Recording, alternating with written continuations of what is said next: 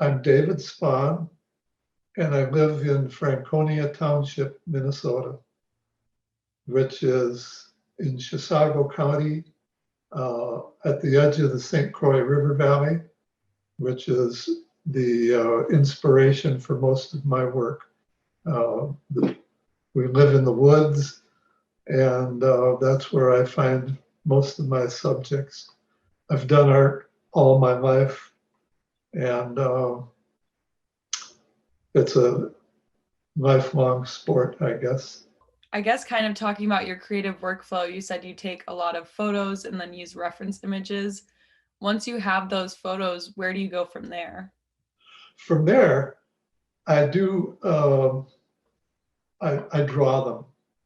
So I'll sometimes, from composite photos, I'll use my computer so I can blow them up, blow my photos up really big, and I might have 2 or 3 views. And then I sit at my drawing table, which is right behind me, and I draw them in ink, and then transfer that drawing to an etching plate. And I make etchings on this press that is also right behind me. I don't know if you can see it. Yes, but, I can. So I use a computer, which is new technology, and I use an etching press, which is 500-year-old technology. Getting the best of both worlds almost. Yeah, and I enjoy both. And I love the process of printmaking because at the heart of it, it's about the simple act of drawing. And then the other part of it is printing small hand printed editions so that work can be shared. If you make a painting, I majored in painting when I was in school. And if you make a painting and sell it, one person enjoys it in their home. And by making prints, you can share it with more people. Yeah, I like that sentiment. So I like that. I've always been drawn to the printing process one way or the other. I also made books for much of my career. I illustrated books.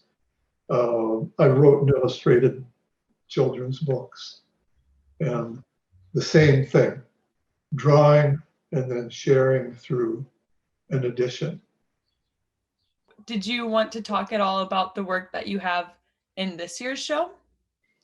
And just specifically what you, either the inspiration for it or just what you're excited about it? Okay, yeah. So I have 2 pieces in the show. Mm-hmm. One is, it's called Transfiguration. And so when I started this series of dragonflies, I wanted them to be just simple studies, just the insect, so that all the concentration would be on just this incredible form. Mm-hmm. And so that I made them out just like a top, everyone is the same, top view of the dragonfly. Mm-hmm. And they have the symmetry that I would think of Da Vinci's piece called The Vitruvian Man, which is a study of the human figure in its symmetry. Mm-hmm. And so I did the same with these and wanted nothing else in the picture. And so the Transfiguration, I wanted to do more because just with each one that I did, I learned so much. And so I wanted to do one that was really kind of paying homage to the incredible life that these have. So I put the landscape from which it emerges, because a dragonfly has 2 lives. It can live a year to 3 years or 5 years as a water bug. Okay. On the bottom of a stream or a lake or a pond. And then one day they just crawl up a reed out of the water after all that time, and they molt their skin and stretch out their body and sprout wings, and they fly away, and they become a great hunter. And the most of their life is spent on the bottom of a body of water, a year to 3 years that way. When they come up and sprout their wings and fly away, they last a few weeks. So anyway, it's a great transformation. And every culture in the world honors the dragonfly as a totem or as a symbol, usually for renewal or transformation. And so I wanted to do that. The other piece that I have in the show is called the tiger owl. And that's an etching of the tiger owl was a nickname, a non-scientific name for the great horned owl, which we have here. They're kind of the at the top of the food chain in the owl kingdom, and they're big. Yeah. And they're really impressive looking, and they're incredible hunters. And so I just wanted, I had done another barred owl, which used to perch outside my window here. And anyway, I wanted to do the great horned owl. They're harder to, they're more elusive, but I had some photos that took that weren't very good, but it gave me enough information to do that one. And so I wanted to have that one there too. And there are both solar plate etchings.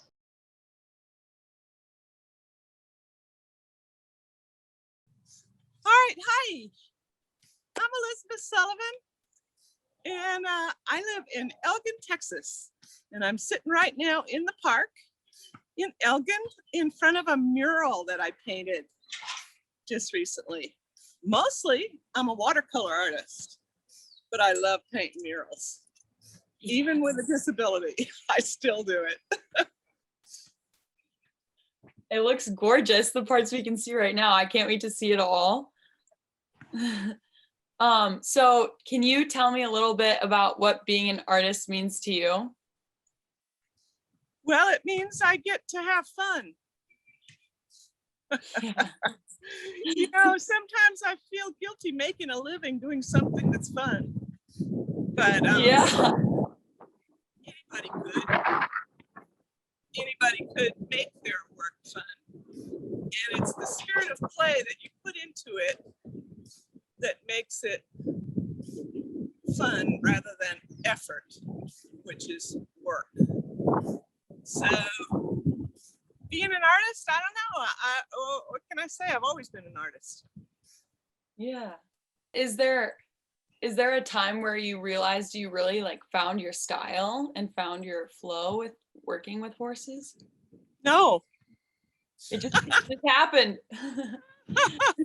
I know that's not the expected answer, but here's my consideration.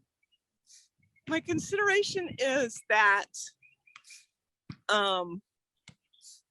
this fixation with an artist's body of work and finding yourself as an artist is something made up by critics in order to limit artists. Mm-hmm. And I don't believe that any artist should be limited in any direction. Mm-hmm. You know, if you want to create horses for 15 years and then switch to landscapes, well, good for you.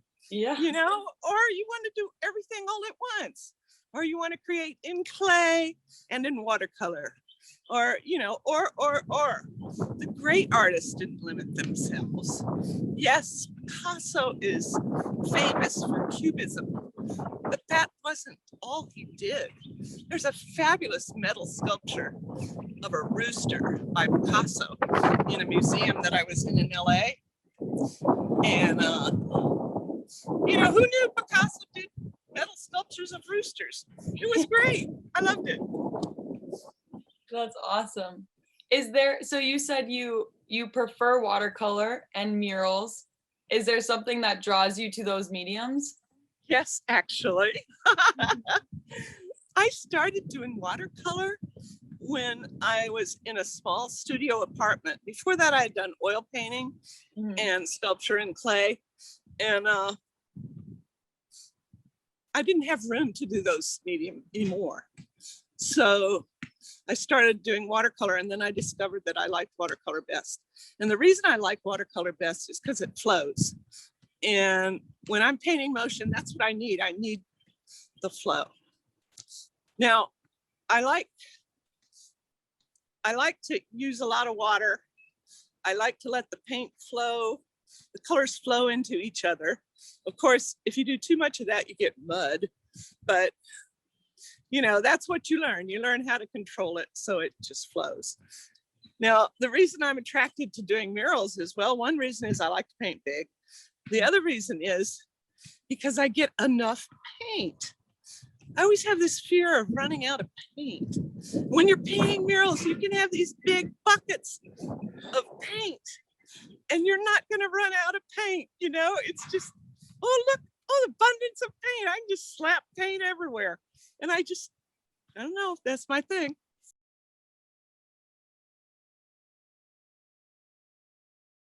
My name is Gabrielle Ancharsky. I am a 30-year-old self-taught fine art photographer. Awesome. So can you tell me about what being an artist means to you? It just means expressing myself. So what about being an artist continues to push you to create art? Satisfaction. Yeah. Do you get satisfaction from creating it or seeing the final product the most? More so creating it. Mm-hmm. Could you talk a little bit about your work that you have in the show this year? Just like what the inspiration behind it was, or yeah, maybe a story that you had while creating it? The photograph is of my mom, and we adopted a couple cats. One is living with a friend of mine. The other one is here. She had babies. And yeah, they were so cute.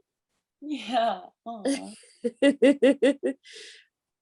She had babies, and then so it's a photo of my mom with one of the kittens, and they both have their eyes closed. Oh, cute. Yeah. Was there a special, or is there like a special meaning that holds to you? I mean, with it being your mom and with these kittens that you saw like give life to. Yeah. I mean, I guess it's just a metaphor for like my relationship with her.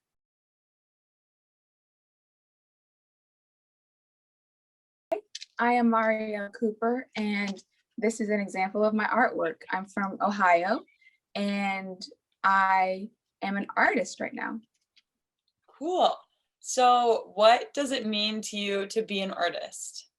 Well, to me, it means to be able to express myself creatively and process through everything that I have been through in my life.